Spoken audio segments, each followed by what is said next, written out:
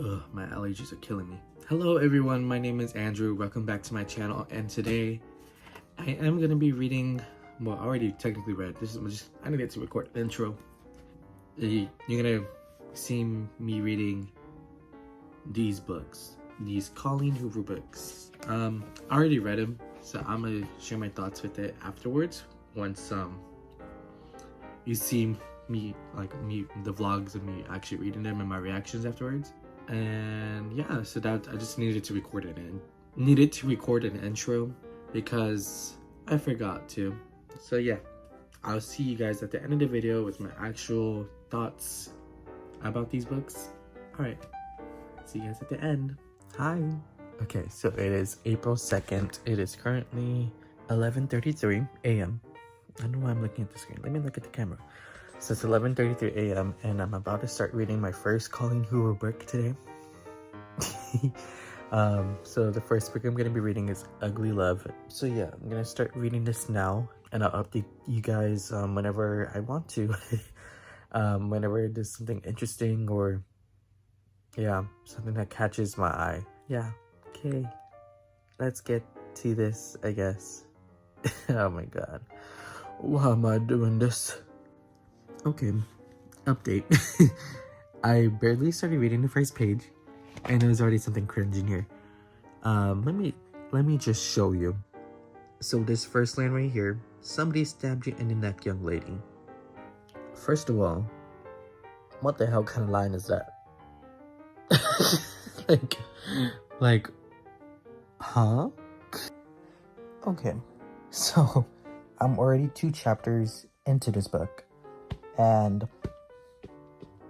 I'm getting major creeper vibes. If you don't know what this book is about, it's about this girl Tate who moves into her brother's apartment because she's finding a new job. She moves to a different city and all that. And then when she's like barely walking into her apartment, she meets this guy who's like drunk, passed out in front of her apartment, like right in front of her door for the apartment. But as soon as she calls her brother up, and then she finds out that the guy that's passed out is actually her neighbor from across the hall. So her brother tells her to let him in so that he can just like sleep it off and whatever. So she does, and the brother asks what is the person wearing. Like, it's wearing like a pilot's uniform for some reason. And she's like, no. But then she realizes that he's kind of attractive, and like, and she's like, it's a shame that he's drunk. He's cute. I'm like, what? Like, first of all, you don't even know this man's name. Like that's weird. And then in the second chapter, we get the perspective from the guy whose name is Miles. We get his perspective and how he meets this girl named Rachel in his high school while he's a senior, and like he immediately falls in love with her in a way, like she's that pretty.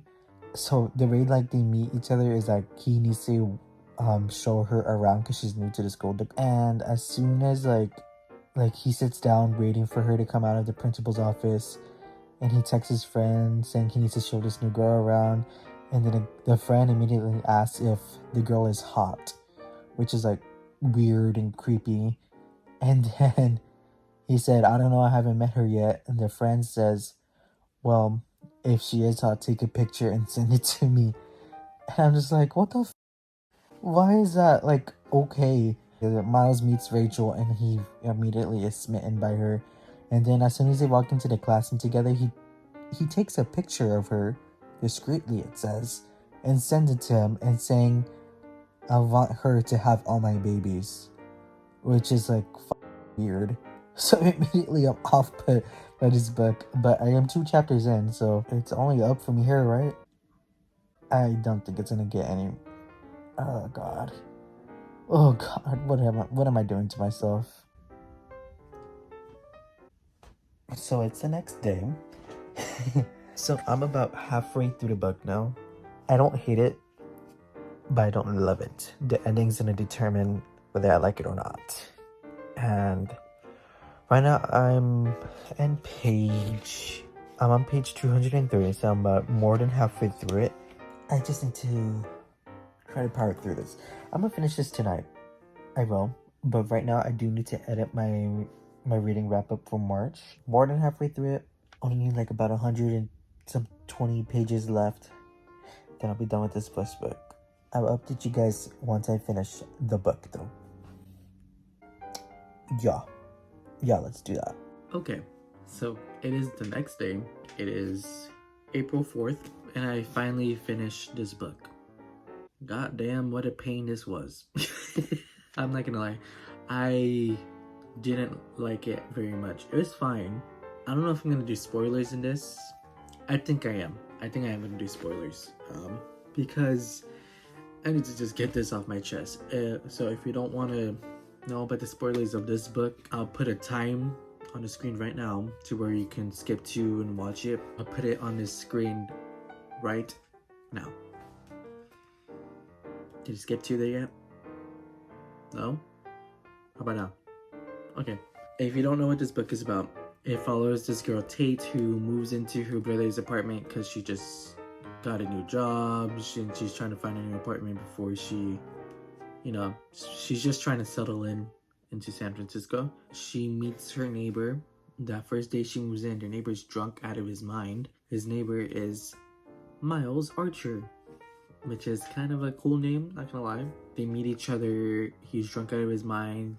She thinks he's like a creeper, but she's still attracted to him somehow. As she was like walking to the apartment, she notices it. She calls her brother up to see like if he has any idea who that person is. The brother asks if the person is wearing a pilot's uniform, and then she says this. It says, "This guy isn't wearing any type of uniform, but I can't help but notice that his jeans and black t-shirt do fit him nicely." So even while this guy is like passed out, drunk in front of her door, she's still checking him out. First of all, that's not the only creepy thing I've read in this book. There's a lot of creepy lines like that throughout the whole book. This whole book is mainly just about sex. like that's all basically all they interact with, the two main characters. Just constantly having sex. In my head, like, I was reading it, I was like, there's a little too much. In my opinion, like, I don't know why people like this. This is legit just smut. Like, I'm like, if that's your thing, good for you. But this isn't really a love story, like, at all.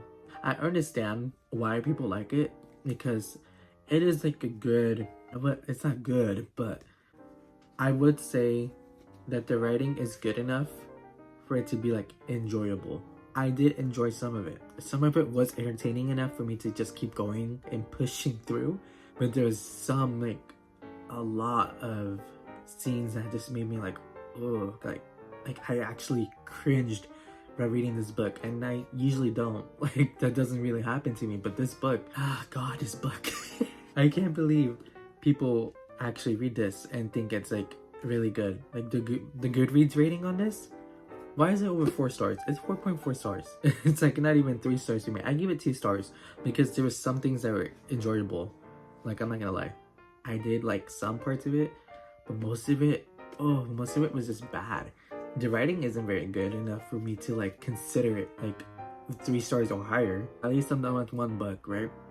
The first one of 3 are done. I can't believe I have 2 more books to do for this video. So the next book I'm gonna be reading is November 9. And I've heard a lot about this one already. I already know like the shocking twists of this book. But I'm gonna form my own opinion on this book regardless, because that's how I am. That's who I am. I make my own opinions. I will be reading this today. It's such a short read too, thank God. I'll probably finish this today if I'm being honest. So in conclusion, Ugly Love, it's just ugly. I gave it 2 stars, so if you want to read it, good for you, I guess. Okay, so I'm gonna be reading November 9 now. Pray for me. Okay, so a little update. I am on page 24 in November 9. I'm having the same issues as I did with Ugly Love. Just a little bit. Here is a line that physically made me ill. This is from the perspective of the male lead in this book, Ben. So let me just tell you, I seem to have a one-track mind, and that track leads straight to the 2 things I shouldn't even be thinking about right now. Her boobs. Miss Colleen Hoover. Why did you think that was okay to put in here? After the 2 characters just had an argument with this girl's father. I'm at a loss for words, basically. But that's my little update.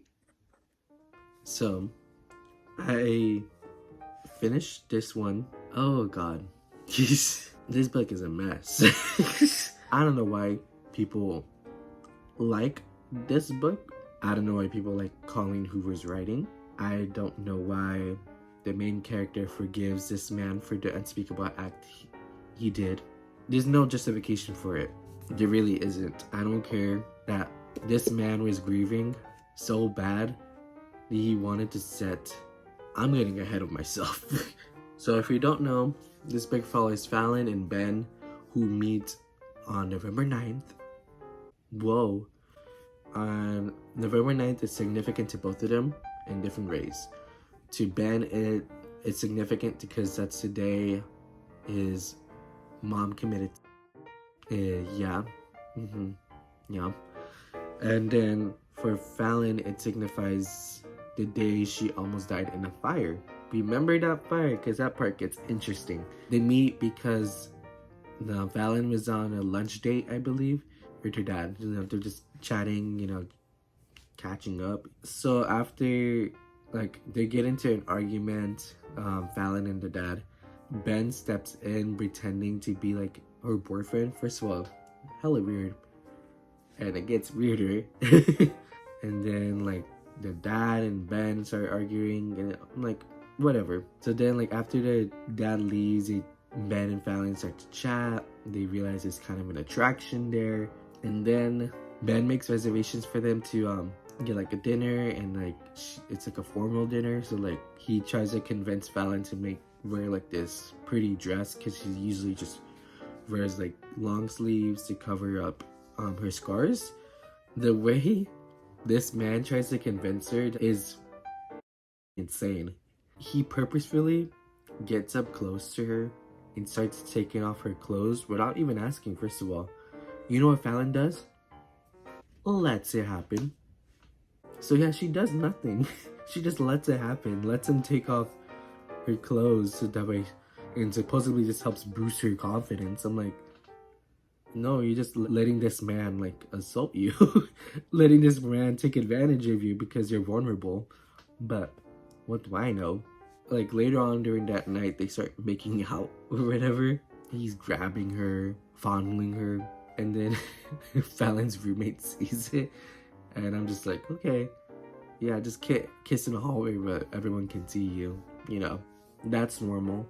So then he drives her to the airport, and they make this pact where they meet up every November 9th and whatever. So that's the whole plot of the book.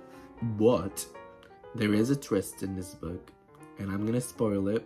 So the twist is it reveals who started the fire. It's Ben. He starts the fire unintentionally though, so he should be forgiven, right? So he discovers his mom. He finds his mom after she ended it. He finds letters written to Donovan O'Neill, who is Fallon's dad, who's also this actor. So after Ben discovers these letters, he Googles Donovan, finds the address somehow. I guess that's easily accessible in Colleen Hoover's world. So he finds the address, and then he goes there. He's trying to see what's going on. He sees the dad received a call that Ben's mom just died, because I guess they were lovers. Ben becomes pissed that the dad didn't react the way he wanted to, which is great, I guess. After that, the dad goes inside, turns off the lights, and just stays in the house. So Ben gets out of his car. He wants to look inside this dad's car that he was cleaning, what the dad was cleaning before he got the call and filled it up with gas or whatever. And then he realized he got the brightest idea ever. He wanted to light the car on fire. That was the best idea he got that night. After he comes up with the idea, he grabs the gasoline can that the dad used to fill up the car. So he gets the gasoline can, lights up the car. At least that's what he thought he did. Because as he was driving away, he pulled over that the house was up in flames too. And when Fallon discovers this, immediately she's disgusted, rightfully so. But then Ben sends over the manuscript. Oh, so Ben's a writer, so he's writing this book based on basically their life. every November 9th that they spent together. A year later, Fallon receives a package. Inside is a manuscript for the book that he was writing, and it has all the explanations for it, for why he did it, for what happened before they met, blah blah blah. Somehow that was enough for Fallon to forgive him, and they just live happily ever after. So yeah, that's it for this book, November 9th. I gave this one 2 stars too. Well, it's kind of leaning towards 1, to be honest. I would never read this book again. Oh, there was another thing. I had no idea that the books, like Colleen Hoover's writes, I thought they were all standalone, but they're somewhat connected, because like there's characters from the Ugly Love book that I read that come up in this one. Like Ben is related to Ian, who is in Ugly Love, who's Miles' like best friend since growing up. So the 2 main characters from Ugly Love show up in this book too, which is interesting. I mean, I made it a little bit more compelling, but I'm glad I read it the way I did, because Tate shows up, the main girl from Ugly Love, shows up in this book pregnant, and I would have been like confused. So I'm glad I read Ugly Love first. Am I glad I read it? No, but I'm glad I read it first. I just want to point that out. It's interesting because like if they're standalone books, wouldn't you like want to like reintroduce the characters? But no, it's because she doesn't give you any of these characters character development. I remember something else I didn't like from this book. So there is a part in the book before she discovers that Ben set her house on fire. Fallon was at a club with her friend Amber and her boyfriend. They go to this club, they're drinking a lot to forget about the night, because that's what Fallon wanted. And then Ben shows up there, takes her to a secluded part, and mind you, Fallon is drunk right now, like intoxicated as hell. And you know what Ben does? Starts kissing her and groping her without her consent, which is great, you know. And no one seems to like mention that when like talking about this book. Like that's SA, like it's clearly SA. Is Colleen Hoover so she can get away with it, apparently. I don't understand why she had to include that. I know she deleted a scene that like went like further into it. Still, like this is still like wrong. Why did she think it was okay to write? I guess to show like there's still like mutual attraction. But you couldn't wait until like she was sober. You couldn't wait until like you got back to the house and like chill out. Whatever, that's this book. I'm gonna start It Ends With Us right now. It's not looking good for Miss Hoover. I'll tell you that. I really don't want to do this anymore. But anything for the views, am I right? Hello, nice of you to continue to watch this chaotic video. It's currently Wednesday, April 12th. I think I started this April 1st? 2nd? I can't remember. I think I started April 2nd. So it took me like around 10 days. I don't remember. All I know is that it took me a while to read these 3 books. And let me just give you my thoughts about this one first, because I didn't record that. So I finished It Ends With Us last night, and I don't like it, but I don't hate it. I liked it more than November 9, but, and I say this with love, this book is just not good. I will say it is more entertaining than November 9. November 9 got kind of boring. Like, it's even like with the twist, like whatever. This one, it's just a lot. I mean, I know that's like the point of the book, like of it going like into graphic detail about what the terrible things this Ryle did to Lily. Damn, like I didn't realize it was gonna go down much into detail. Like, I guess crazy. I will say that this book is pretty fast read. The second half of the book I read through pretty quickly. The first half it took me a while because of all the. Oh, I just remembered all the freaking diary and journal entries to freaking Ellen. What kind of freaking plot point is that? Why is that like the main way for Lily to communicate her emotions to, out of all people, Ellen? Like, okay, whatever. Those journal entries made it kind of slow for me, and just the way like these characters communicate to each other, mainly Ryle and Lily, like just that, like their introduction in the first chapter. Oh yeah, the first chapter, how she says that she lost her virginity to a homeless man. Wait, it's not wrong. It's true, she did. And the homeless man was over 18. She was 15, 16, I think, around there. So she was underage, and I don't know why she like brushed past that point, but I guess because they're relatively close in age, it's fine. Towards the end of the book, Lily has had enough, apparently. She decides to basically leave him. She goes back to Atlas, who is the homeless man who is now a nice, successful chef.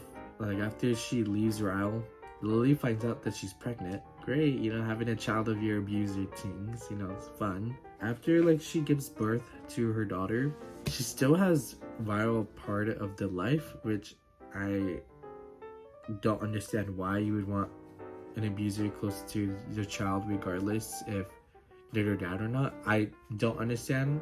Maybe it's not for me to understand. I wouldn't know, but still, I wouldn't want anyone that can potentially cause harm to my children. But whatever. That's enough of the book. I give the book 2 stars because it was still entertaining or whatever. Overall, during this reading experiment, I will say Colleen Hoover tries to justify these things, the things these men do, because she does not write interesting women. She writes complicated men. That's like her thing. At least from these 3 books that I've read. I realized that the way Colleen Hoover justifies these men's terrible actions is by giving them like the most tragic backstory, and why like the trauma that they have is the reason why they act that way, which is not justifiable in any way. People should not use their trauma as an excuse, and that is very prevalent in this one, because they're all has done something that no child should witness. Like, he did it by accident, of course, but why is that an excuse for him being a terrible human being? He has a sister who tries to like make it justifiable in a way, and like, it's just very off-putting. I realized that in all 3 of those books, that's a very common theme. The male love interest has done some pretty up shit in their life. There's a lot of trauma in these books, and like, I feel like this kind of put me in a reading slump, not gonna lie. Do I recommend these books at all? No, I don't. I don't personally recommend them. I think they can be like interesting to read, but personally, I think these books aren't good. I just believe that the writing is very basic. Like, I'm good with basic writing, but this feels like a teenager's writing, trying to romanticize all the like toxic tropes that are in any sort of like media. This feels like, I don't know if you've been on TikTok recently, but there's been a lot of like edits about like different characters and whatnot. It sort of feels like that. It sort of feels like Colleen Hoover is like trying to romanticize like the most toxic man alive. I'm gonna rank these books from best to worst. I think this one was the best out of the 3 I read. This was more entertaining, but this is also a lot of spice. Like, a lot. It Ends With Us would be second, and The Remember 9 would be last, because this one was kind of boring. I thought it would be more interesting because they're meeting like once every year. For me, it didn't work. So those are my thoughts of these 3 books. I hope you guys did enjoy this video. It's gonna be a little chaotic, not gonna lie. So yeah, I hope you guys enjoyed this video. If you did, make sure to give this video a thumbs up and subscribe down below if you are new to the channel.